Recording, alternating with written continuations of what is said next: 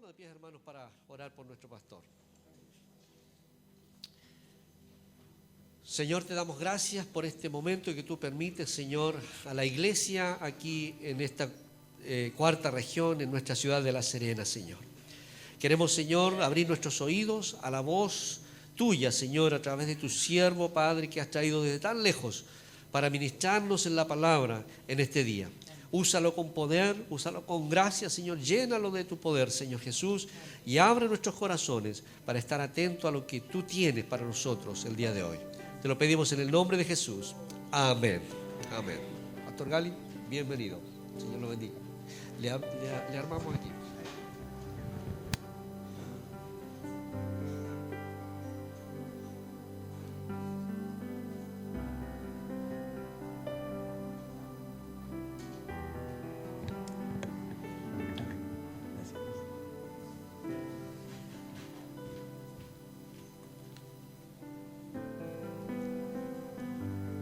Buenas noches, hermanos, hermanas, pueblo de Dios.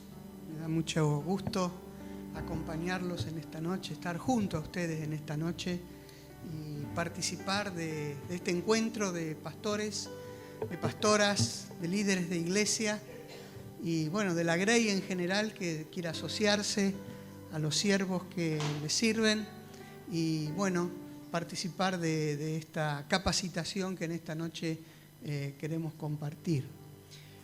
Represento al Seminario Internacional Teológico Bautista, ya con 104 años de presencia en América Latina, capacitando misioneros, pastores, profesores en Biblia, en teología. Y como decía el pastor Chea, a lo largo de todo el mundo hoy hay hombres y mujeres sirviendo al Señor con las herramientas que el seminario les ha facilitado a través de los distintos títulos y grados que ofrece el seminario. El Seminario Bautista ofrece carreras oficiales avaladas por el Estado argentino y también ofrece carreras institucionales que van del grado de bachiller, licenciatura, maestría y doctorado en teología o en ministerio. El Seminario Internacional en Buenos Aires está proyectando, y esperemos que así sea, y pido oración del pueblo evangélico cristiano chileno en favor de este proyecto, está proyectando la constitución de la primer universidad evangélica argentina. Esperamos que en 2 años ya estemos en condiciones de abrir las puertas de la primera universidad evangélica argentina para capacitar no solo ya en ámbitos bíblicos y teológicos, ministeriales, sino también en carreras de perfil más secular, pero por supuesto sostenida por valores cristianos. De manera que, bueno, ese es el seminario al cual represento. Yo me formé en esa casa, allá más o menos por el Paleolítico, entre el 60 y el 65. Soy un hijo de esa casa y bueno, después el Señor me dio oportunidad de volver, primero como docente y en el momento como directivo de los programas institucionales y particularmente estos programas de extensión. Quiero decirles que el seminario tiene las puertas abiertas a todos cuantos vean una oportunidad de capacitación. Y el desafío de la capacitación hoy no es una opción, es una necesidad y es una exigencia de la sociedad a la cual Dios nos llama a servir. No tanto por estar presentando diplomas, aunque eso es importante, pero sí para presentar pericias y competencias que demuestren a la sociedad que somos idóneos para la tarea a la cual Dios nos ha llamado. También quiero decirles que he servido a varias iglesias bautistas, 4, 5, durante 42 años como pastor.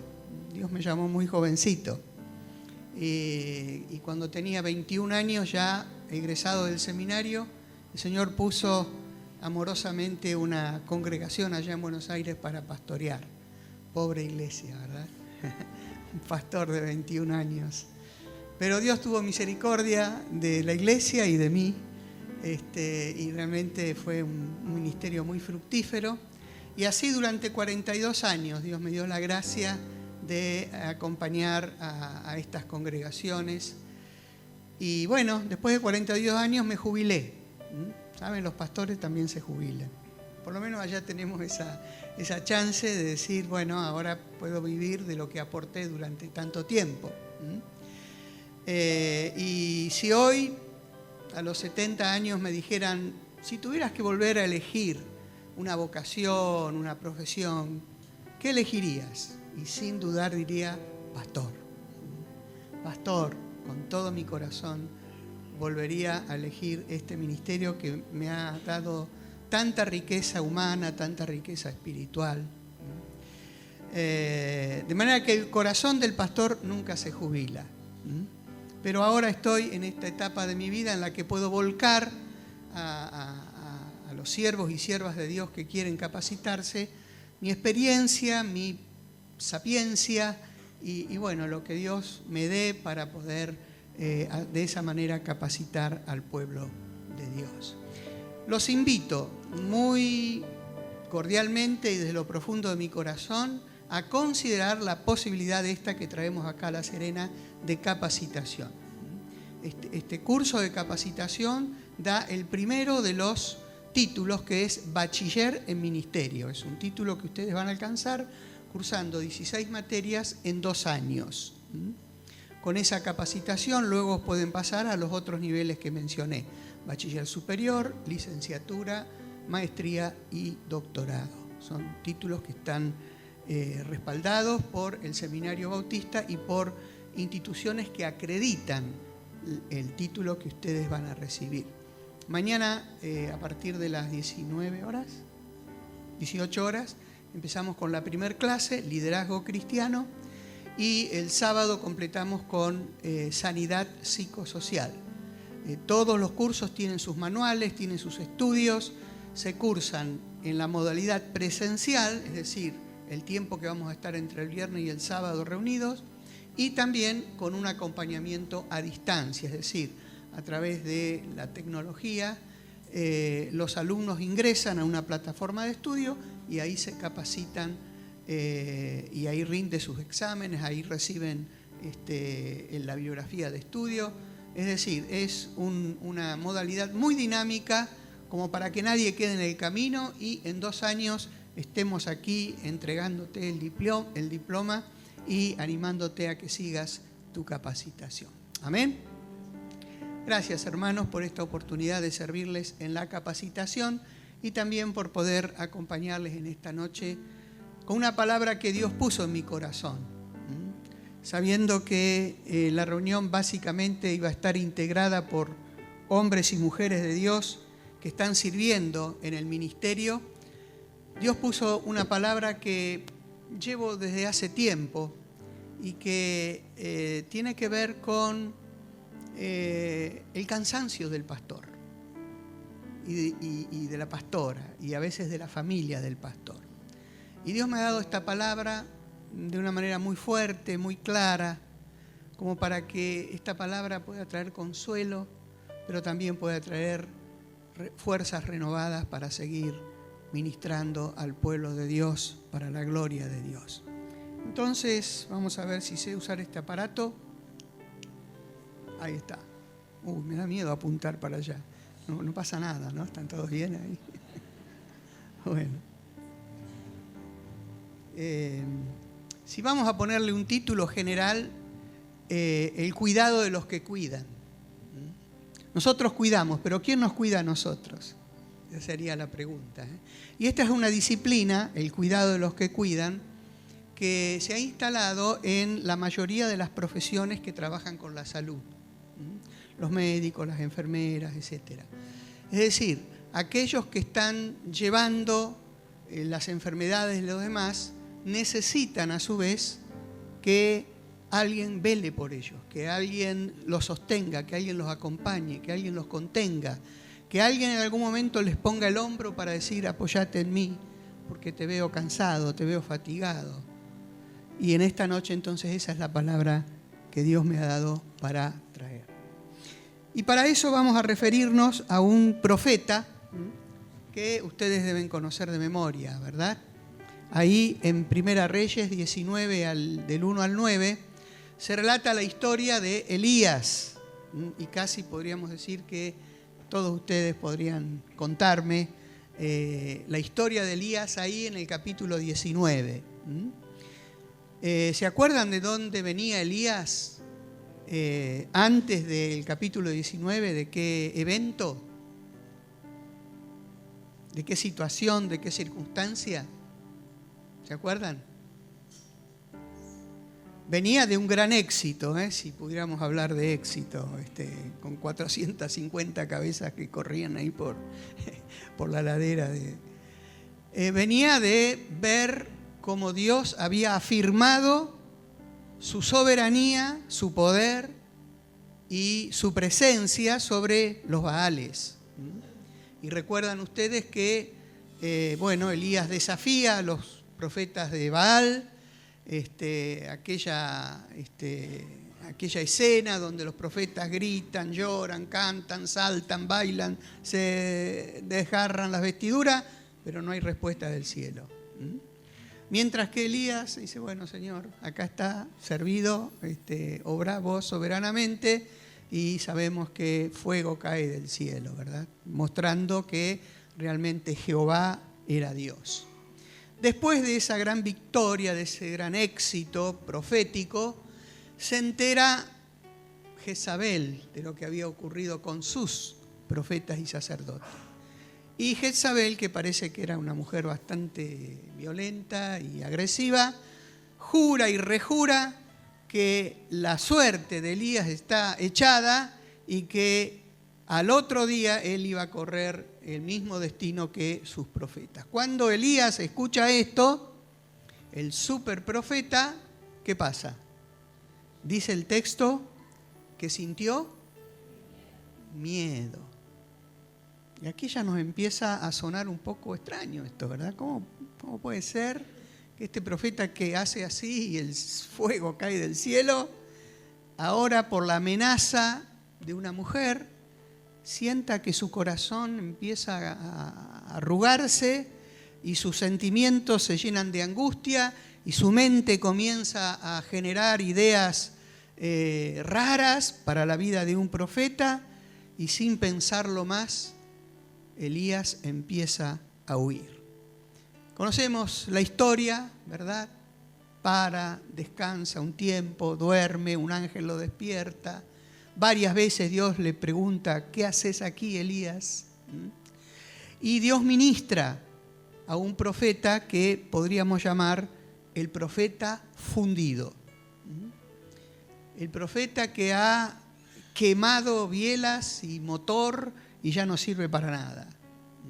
Está en un estado realmente calamitoso, y si hay algo que podemos tener la seguridad es que el profeta Elías se encuentra en un estado clínicamente patológico.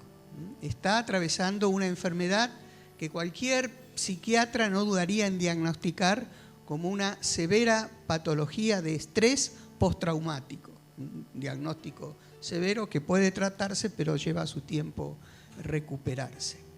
Es interesante que en esta historia de Reyes 19, si en Reyes 18 teníamos el héroe, en Reyes 19 tenemos el antihéroe.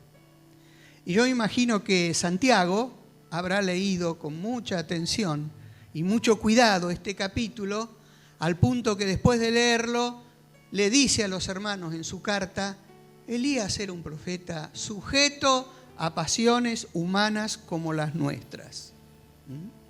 Es decir, la conclusión a la que había llegado Santiago es la misma que podemos llegar nosotros o cualquiera que haga un análisis de este texto, a decir, aquí está un estropajo humano, un trapo de piso, alguien que ya parece ha perdido todo valor para la función a la que Dios le había llamado.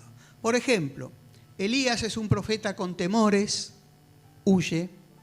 Elías es un profeta con dudas, se pregunta ahora acerca de si Dios realmente lo podrá salvar de la mano de Jezabel. Elías es un profeta que huye, Elías es un profeta que está solo, lo deja Eliseo y prefiere el aislamiento, una típica conducta depresiva. Elías es un profeta decididamente y radicalmente deprimido, y Elías es un profeta que se autovictimiza, porque a cada rato está diciendo pobrecito de mí, yo creía que había gente que me iba a acompañar y aquí me quedé solo y soy el único que cree en vos, Señor. Si pudiéramos preguntarnos acerca de la causa de toda esta sintomatología que presenta el cuadro depresivo de Elías, podríamos decir que es estrés por agotamiento. Y aquí nos vamos aproximando a muchos cuadros espirituales, clínicos, físicos, de pastores y pastoras que a lo largo de mi acompañamiento pastoral he encontrado en el camino de mis consiervos. Estrés por agotamiento, un síntoma y un cuadro, un síndrome que bien podemos detectar en el profeta Elías. Podríamos decir, bueno, la causa por la que Elías termina enfermándose y llegar a este estado es muy simple. Elías es un ser humano, nada más. Y está bueno reconocer esto porque aun cuando Dios nos haya llamado a una tarea sobrenatural, esa tarea sobrenatural ha quedado en vasos de barro. Y nuestra fragilidad no proviene de la tarea que Dios nos ha dado para realizar, sino proviene sencillamente de nuestra naturaleza humana. Y más vale que nunca nos olvidemos de esta condición finita del ser humano, del pastor, siendo que de esa manera estaremos mucho más próximos a la dependencia de Dios que a la dependencia de nuestras propias fuerzas. En este día y en esta noche quiero compartirles entonces esta palabra que Dios me ha dado. No vengo con exhortaciones, no traigo arengas ni desafíos. Si viniste pensando que ibas a salir de aquí empujado para ir por más y conquistar la ciudad, lamento decepcionarte.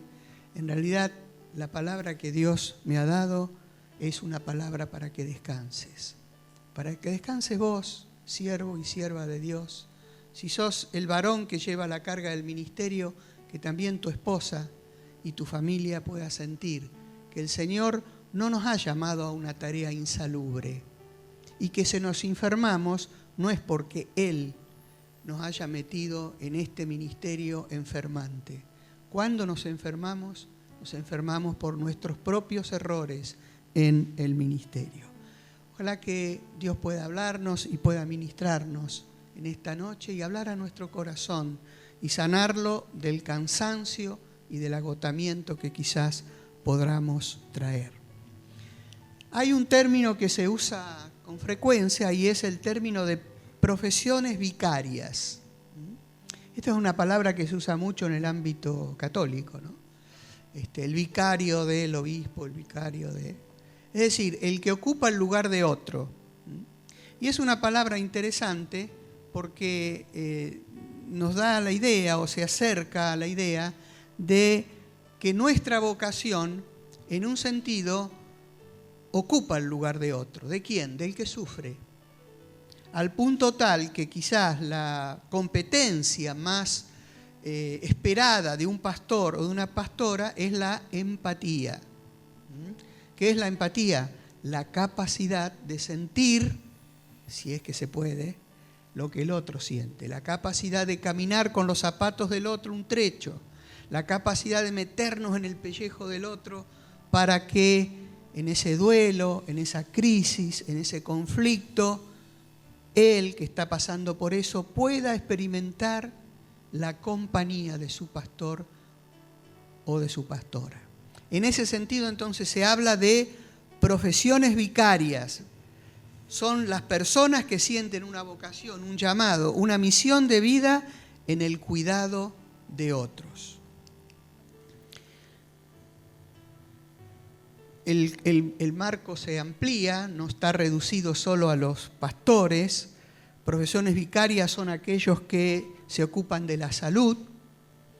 Los maestros y maestras son profesiones vicarias. Aquellos que trabajan en seguridad, aquellas y aquellos que trabajan en asistencia social. Y en la estadística que se ha hecho de las profesiones vicarias o reparatorias, se dice que más del 67% de la cantidad de profesionales está cubierto por mujeres. ¿Por qué será? Estaría bueno hacer una investigación sobre esto, ¿no? ¿Será porque la mujer tiene una sensibilidad, una empatía, una capacidad de poder percibir más profundamente el dolor del otro? Quizás será por ese don maternal que tienen las hermanas, de poder sufrir con el que sufre y poder acompañarlos a ellos. Bien, son preguntas.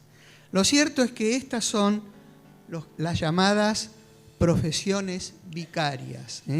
Son las que trabajan con el dolor de los demás. Son las que se exponen a situaciones traumáticas. Y bueno, nosotros seguramente estamos habituados a entrar a un hospital, a entrar a una cárcel, a entrar a un reformatorio, entrar a lugares, a ámbitos altamente traumáticos en cuanto al sufrimiento que están experimentando las personas. Ahí estamos nosotros, ese es nuestro campo de trabajo. Y es más, nos sentimos felices, alegres y cómodos en poder hacerlo porque Dios nos ha equipado con los dones, es decir, con las capacidades para poder hacerlo. Son los que escuchan y ven sufrimientos extremos.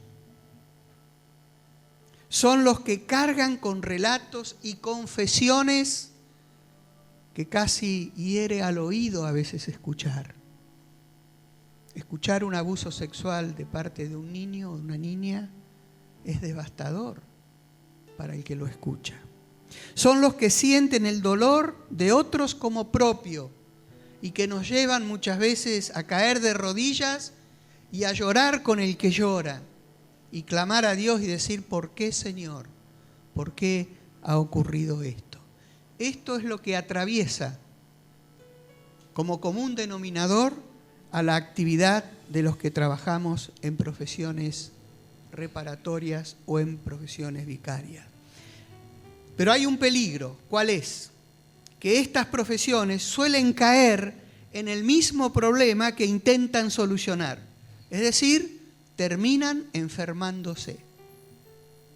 Ustedes saben, por lo menos en mi país, ¿cuál es el gremio que estadísticamente tiene más pedidos de licencia por enfermedad? ¿Se imaginan? ¿Lo saben cuál es acá? Salud y educación, correcto. Bien, nos parecemos. Salud y educación. Allá es educación y salud. Los docentes son los que más necesitan licencia por enfermedad. Estos profesionales suelen estar de tal forma identificados con su papel que arriesgan su propia salud. Y ahí también se cuentan a los pastores. En el país del norte, allá donde se vive de estadística, se hizo eso, una estadística, un estudio para ver cuáles eran las profesiones sometidas a mayor estrés, que requerían mayor concentración, mayor atención, mayor cuidado en la labor profesional. En primer lugar salió el neurocirujano, en segundo lugar salió el piloto de avión y en tercer lugar salimos los pastores. Es decir, el nivel de exigencia a la cual somos convocados cada vez que estamos ministrando a una congregación se parece al de profesionales que están manejando máquinas complejísimas o están operando de manera tal que una décima de milímetro que se desvíe su bisturí, le genera la muerte o una cuadriplegia. Enfoque a la familia, un ministerio evangélico que hace muy bien en trabajar sobre la familia, ha estudiado algo sobre la salud del pastor. El 75% pasa por una crisis en su ministerio, según esta investigación. El 90% piensa que no tiene suficiente preparación para enfrentar el ministerio. Entonces hacen el bachillerato en ministerio. El 52% piensa que el ministerio pastoral es insalubre. Ya dijimos que esto es un error. El 66% se siente presionado por sus congregaciones. El 28% cree que su sueldo es inadecuado. Esto en el país del norte. Acá esa cifra es otra. El 75% pasa por una crisis en su ministerio. Esto ya lo dijimos. Yo tengo que acá. A ver. El 45% experimentó una sensación de derrota que lo llevó a dejar temporalmente el ministerio. El 81% cree que el tiempo que pasa con su familia es insuficiente. El 70% considera que no tienen a nadie como amigo cercano. Esto es gravísimo. Y el 55% no tiene a nadie con quien hablar de sus tentaciones. ¿Tentaciones? Los pastores son tentados. Sí, somos tentados. Y tenemos que lidiar todo el ministerio y toda la vida con tentaciones que el diablo se encarga muy bien de disfrazarlas sutilmente hasta hacernos caer en la trampa. Trampa como, por ejemplo, el exceso de trabajo. Porque cuando el diablo no te para, te acelera. Y de las dos maneras logra sus objetivos. Entonces, frente a estos desafíos que surgen de esta investigación, nos hacemos estas preguntas. ¿Cuáles son los riesgos para la salud psicofísica del pastor? ¿Debería ser considerada una profesión de alto riesgo, como señalaba aquella encuesta? ¿Qué pueden hacer las iglesias para prevenir el desgaste de sus pastores? Y en esta noche creo que no solamente son pastores los que están acá, hay miembros y hermanos y hermanas de las iglesias para cuidarlos. ¿Cuáles son los estilos pastorales que traen consigo el germen de la enfermedad? Es decir, llevo un estilo pastoral, por ejemplo el pastor orquesta, que tarde o temprano se va a enfermar, porque ya ese estilo le genera alguna forma de enfermedad. El síndrome de las profesiones vicarias. Conforme va pasando el tiempo, el pastor poco a poco va asumiendo una gran carga física y psíquica. Se responsabiliza por completo de la vida del afectado. Va perdiendo paulatinamente su independencia, ya que otros los absorben y los absorben más y más.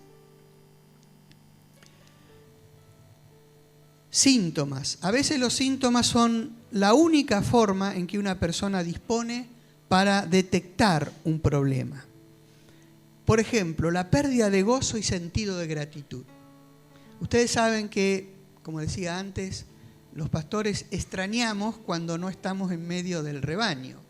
Y está bueno los pastores que tienen olor a oveja, no tanto olor a biblioteca o olor a escritorio, ¿no? Y ahí nos sentimos como en nuestra salsa, ¿no? Y extrañamos eso. Y de repente cuando tenemos algunos oasis, ya nos sentimos incómodos y nos buscamos nosotros tareas. Pero a veces cuando nos empezamos a pasar de revoluciones, vamos perdiendo el sentido del gozo y de la gratitud por lo que vamos haciendo. Y a veces caemos en una mecánica y nos ponemos en piloto automático y empezamos a funcionar de tal manera que ya no sentimos el gozo y la gratitud por servir al Señor. El apóstol Pablo, en todas las cartas que escribe, en todas, absolutamente en todas, menos en una, siempre da gracias a Dios por el ministerio que el Señor le había confiado.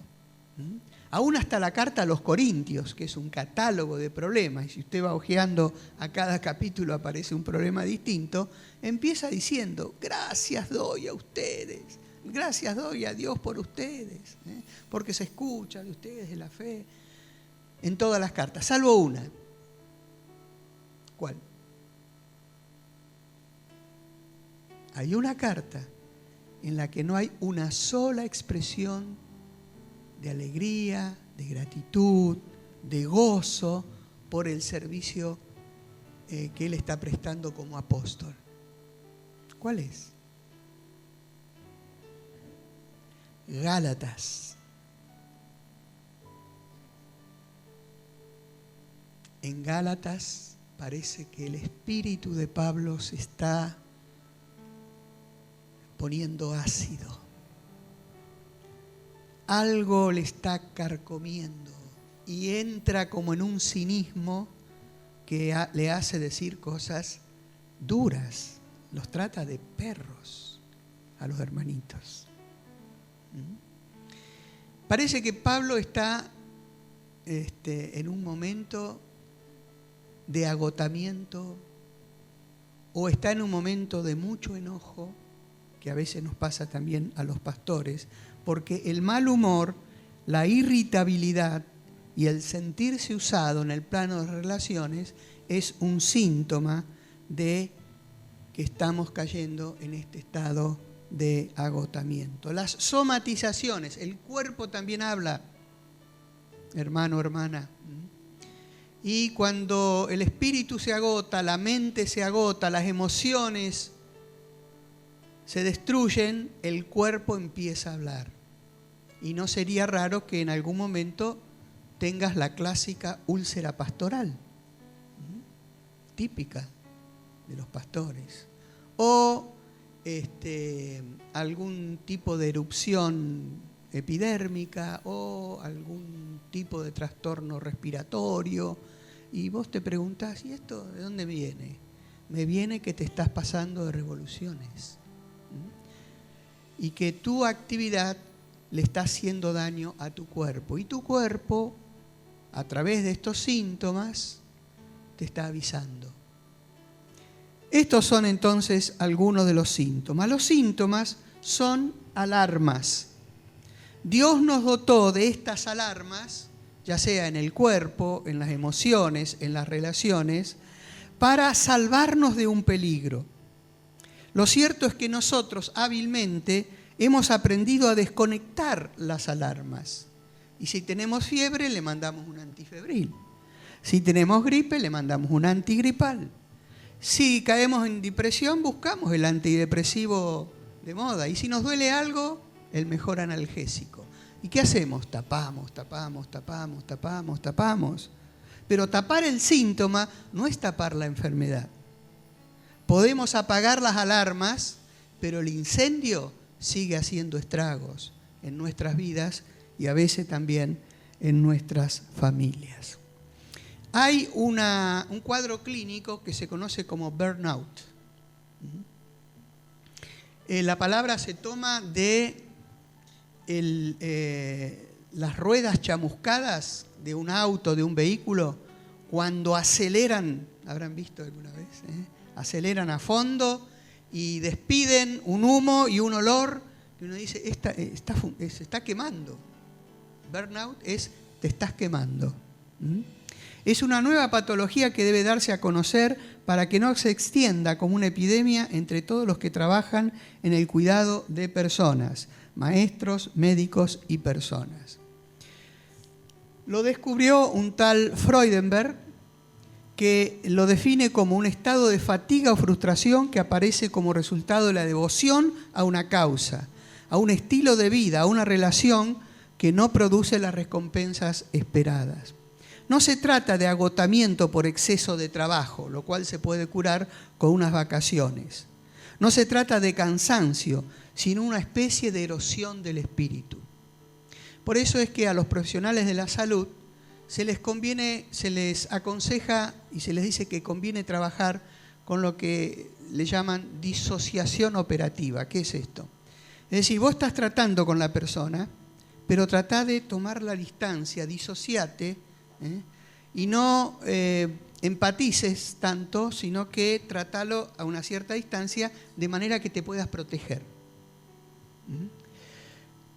Por eso en las profesiones, por ejemplo, en la medicina, una cosa es que se muera el caso del páncreas o el de la cama 23, que otra cosa que se muera don Pedro García, porque Pedro García tiene un nombre, tiene una identidad, tiene una historia, tiene una familia. El de la cama 23 es un número. Es una manera de tomar distancia. Pero nosotros los pastores no podemos decir el caso del banco 5. No podemos llamarlo de esa manera. Porque para nosotros sigue siendo doña Rosa, Juancito, siguen teniendo identidad.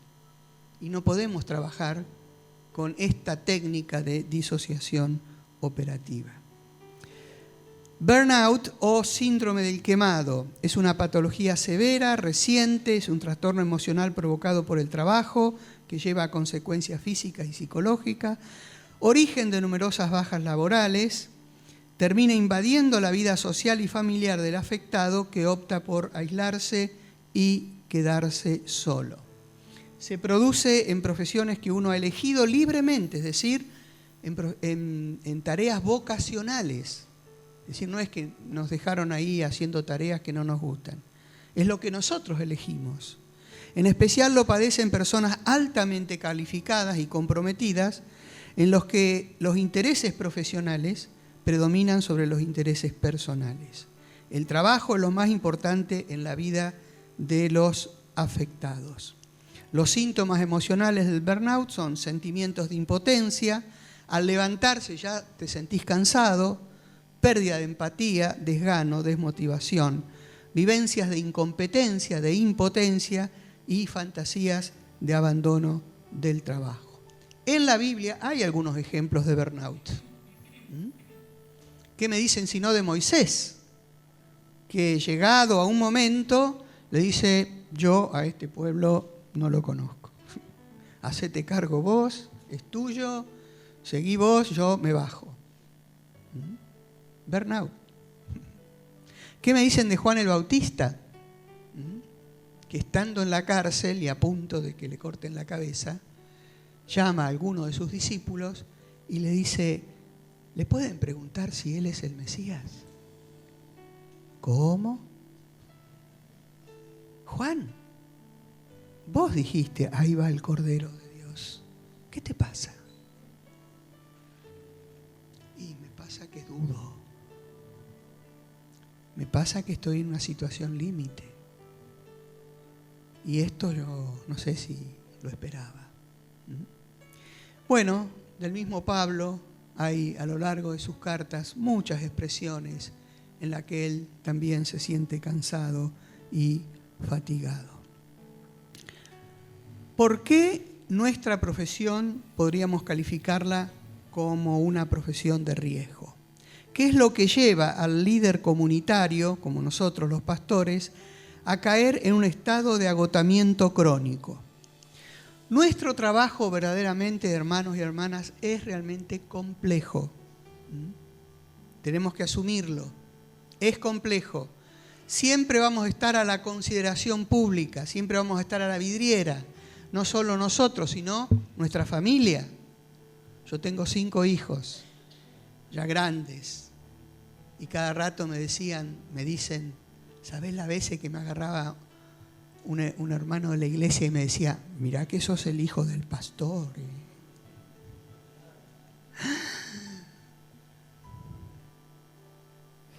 Nuestro trabajo es cambiante. Miren, en una oportunidad, siendo yo pastor de una iglesia allá en el sur de Gran Buenos Aires, en un día, a la mañana, el consejo pastoral de la ciudad tenía que ir a entregarle una Biblia al intendente de la ciudad. Así que todos paquetitos, todos rigurosos protocolos, entregándole al señor intendente una Biblia dorada. A la tarde, yo pastor, tuve que ir al sepelio, al entierro de una ancianita de la iglesia que se nos había muerto. Y a la noche tenía que tuve que participar de un cumpleaños de 15.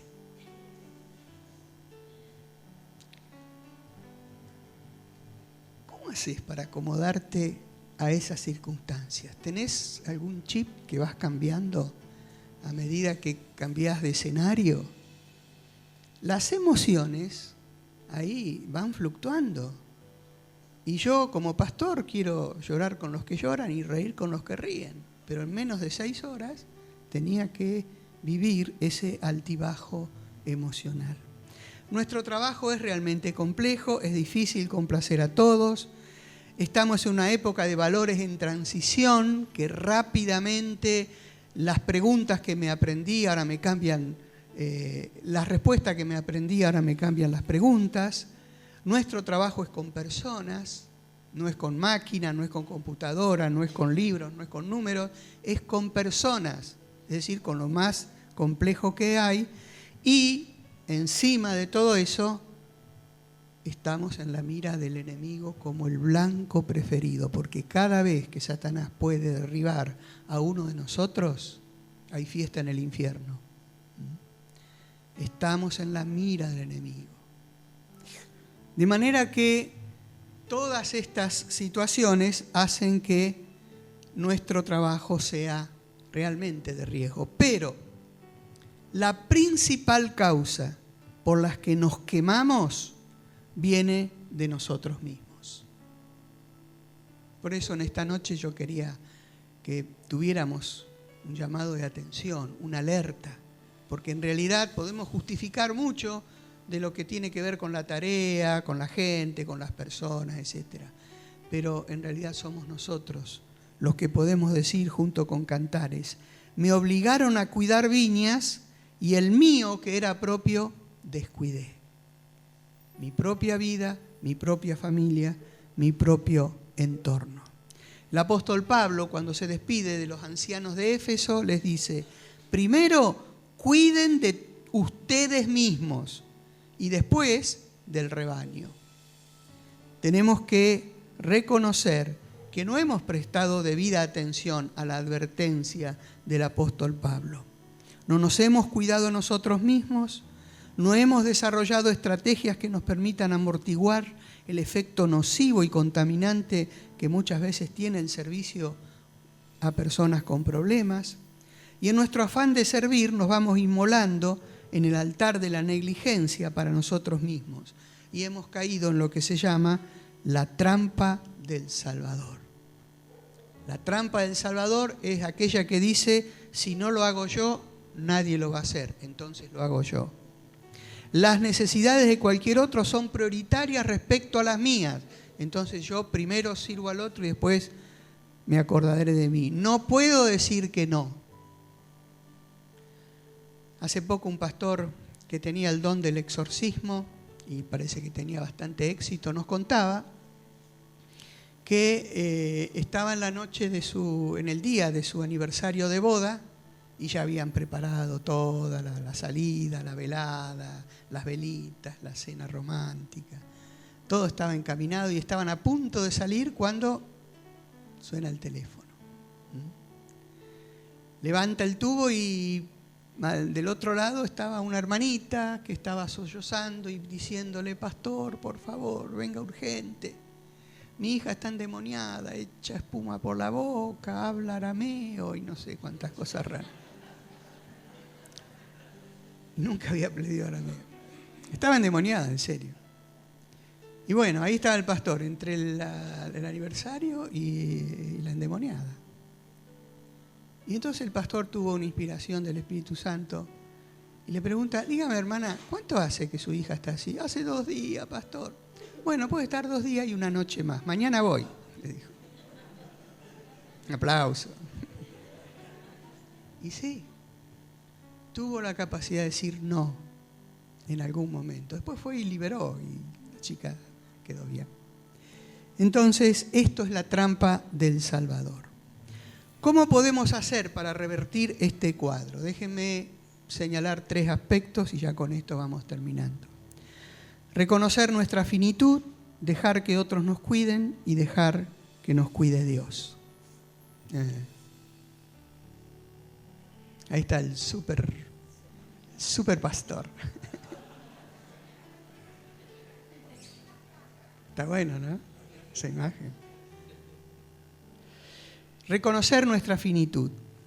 La primera condición para ser pastores, dicen Lothar Hodge, un pastoralista brasilero, que si encuentran algún libro de él, cómprenlo porque es bueno. La primera condición para ser pastores, pastoras, diáconos, diaconisas, misioneros, misioneras, profesores o maestros dentro de la Iglesia de Cristo es asumir nuestra condición humana como seres frágiles y carentes. Quien encuentra que, al convertirse a Cristo, recibe el don del Espíritu Santo, se deja de ser persona humana, se está engañando a sí mismo porque está queriendo sobrepasar los límites que el mismo Creador le impuso. Fijar nuestro límite. ¿Qué es un límite? Es un punto en el que decimos, más de esto no podés avanzar. Pedir a otros que respeten el límite. Aprender a decir no cuando alguien intenta cruzarlo. Cuando no fijamos nuestros límites a los depredadores sociales, que a veces circulan por nuestras congregaciones, van a consumir nuestra energía y nos van a chupar como sanguijuela hasta que nosotros quedemos fundidos como Elías. Podemos decir que somos víctimas de abuso institucional cuando dejamos que otros traspasen esos límites. Reconocer nuestra finitud implica registro precoz y oportuno de los primeros malestares. En nuestra sociedad es considerado un valor el ser aguantador. No, ese es un pastor aguantador, o una aguantadora. Nos han enseñado a silenciar nuestras necesidades espirituales y emocionales como virtud. En segundo lugar, pedir que otros nos cuiden. El trabajo solitario nos hace vulnerable a una salud frágil y quebrantada. Y yo quiero dejarte esta pregunta. ¿Tenés 2 personas en tu entorno a los cuales vos podrías abrirle tu corazón, y de hecho lo haces o lo has hecho muchas veces, para compartir la carga que hay en tu vida? ¿Tenés 2 personas así? Es necesario que busques si no las tenés. Pedir que nos cuiden es tener un espacio de pares donde podamos hacer vaciamiento del material tóxico acumulado. Cuando una industria produce desechos tóxicos, no puede vaciarlos en cualquier lado. Materiales patológicos, etcétera, no van a cualquier lado. Existen receptáculos especiales, lugares protegidos donde no dañan a la comunidad. Las profesiones vicarias son receptoras de material contaminante. Necesitamos de pares que puedan contener el relato de confesiones y situaciones traumáticas. Sí, nosotros vamos al Señor y más vale que lo hagamos y ahí descarguemos todo ese material tóxico que nos han dejado los que han venido a compartir su carga. Pero no es cierto que hace bien que un oído humano o que una voz de un colega nos diga, estoy a tu lado. O guarde silencio, pero con su presencia ya nos esté aguantando y socorriendo en el momento del agotamiento. Y también tenemos que dejar que Dios nos cuide. Cuidarnos a nosotros, dejar que otros nos cuiden, pero también permitir que el Señor nos cuide. En Marcos 6:30 hay un pasaje que muchas veces pasamos casi de largo, porque venimos de una gira apostólica exitosa. Los discípulos que han dado su primer vuelta misionera vuelven eufóricos, los muertos resucitan, los enfermos son sanados, los demonios se van. Es decir, le dan un informe a Jesús que cualquier jefe de venta o cualquier gerente de marketing, ¿qué le hubiera dicho a sus empleados? Que venían con una venta no esperada. Bien, muchachos, vayan por más. Vendieron 100, ahora traigan 200. Y cuando traigan 200, vuelvan por 500. En el campo de las empresas se maneja de esa manera. producción, producción, producción. Cuando los discípulos llegan a Jesús y le presentan el informe de marketing, Jesús dice, ahí en Marcos, está bien muchachos, pues hablamos de eso. Ahora vengan a descansar un poco. ¿Se fijaron en eso? Vengan a descansar un poco. A mí este pasaje me llena de emoción y de gratitud al Señor, porque tengo un jefe que me cuida. Tengo un jefe que es muy gentil con mi vida y que no quiere que me funda, sino quiere cuidarme. Tengo un jefe que no es el faraón que está con el látigo en la mano diciendo más ladrillo, más bautismo, más diezmo, más conversiones, más iglesia, más templo. No, ese no es mi jefe. Tengo un jefe que me manda la misión, pero también tengo un jefe que me pide que descanse. Y no el descanso solamente físico, que es necesario, pero el descanso en la presencia de Dios, donde me nutro de Él, donde renuevo fuerzas espirituales, físicas, relacionales en Él. Qué amoroso es nuestro Dios, qué maravilla nuestro Jesús. Vamos a darle un aplauso a Él, porque Él nos cuida. Bendito sea el Señor.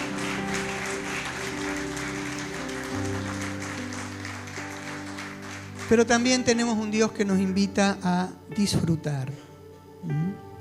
Ahí en Eclesiastés, el autor termina diciendo, sé que no hay nada mejor para ellos que regocijarse y hacer todo el bien en la vida. Además, que todo hombre que coma y beba y vea lo bueno de todo su trabajo, esto también es un don de Dios.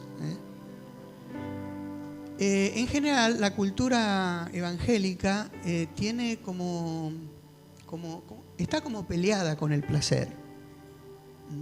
Es como que disfrutar es pecado. Eso es un engaño de Satanás. Porque si no, Dios no nos hubiera dado estos maravillosos 5 sentidos que nos permiten gustar, mirar, oír, acariciar, abrazar, para nuestro goce, para nuestro disfrute. Pero parece que la cultura evangélica dice, no, eso es pecado, eso. Y yo creo que Dios lo hizo todo hermoso. Y está bueno que nosotros podamos disfrutar. Fíjense, en el tratamiento que Dios le da a Elías, lo primero que Dios le hace es ministrar al cuerpo.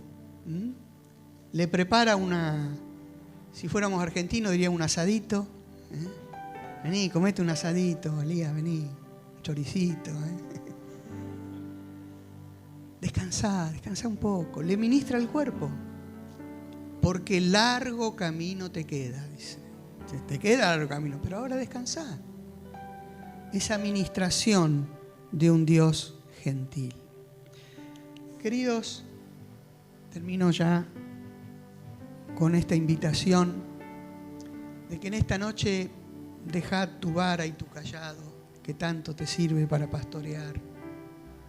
Dejá tus redes de pecador que tenés en el corazón y cada rato estás viendo la pesca de un alma para llevarla a los pies de Cristo. Que te quites la pesada armadura de la batalla que pesa tanto a veces.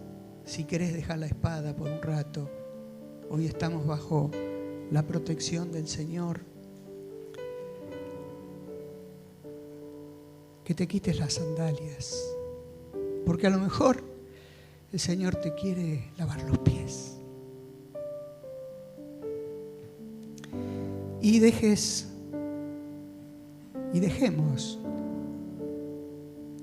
que el Señor nos ministre descanso. Descanso para el alma, descanso para la fe, descanso para el ministerio, descanso en el que podamos renovar fuerzas para salir con toda dicha y gozo a servir al Señor. Es interesante cómo Elías escucha el viento y dice, acá está Dios. Escucha el terremoto y dice, ahora sí. También en el fuego, símbolos de la presencia de Dios, indudablemente. Pero en ese momento, Elías no necesitaba fuego, no necesitaba terremotos, necesitaba vientos, necesitaba un mimo de Dios. Necesitaba la brisa que lo acariciara. Y eso fue lo que fue restaurando al profeta Elías. Ya casi en el final de su ministerio, este Dios maravilloso, que no es como el mercado que exprime a sus obreros hasta que le saca la última gota como un limón y después lo tira y dice que pase el siguiente. Elías al final de su ministerio no era un desecho de siervo de Dios, sino que a los ojos de Dios era muy amado. Lo cuida y lo ministra de esta manera. Jesús, nuestro modelo de siervo, termina su ministerio diciendo, Padre, yo te he glorificado en la tierra, habiendo terminado la obra que me diste que hiciera. Habiendo terminado la obra. Tenía 33 años. Habiendo terminado la obra. Que nosotros no nos fundamos en el camino. Que nosotros no larguemos la toalla por agotamiento, sino que al terminar nuestros días podamos decir, Padre, gracias, porque me diste la capacidad de renovar mi espíritu, de descansar en tus brazos para volver a la tarea. Y podamos decir, he completado la obra que me has dado que hiciera. Que el Señor les bendiga. Amén.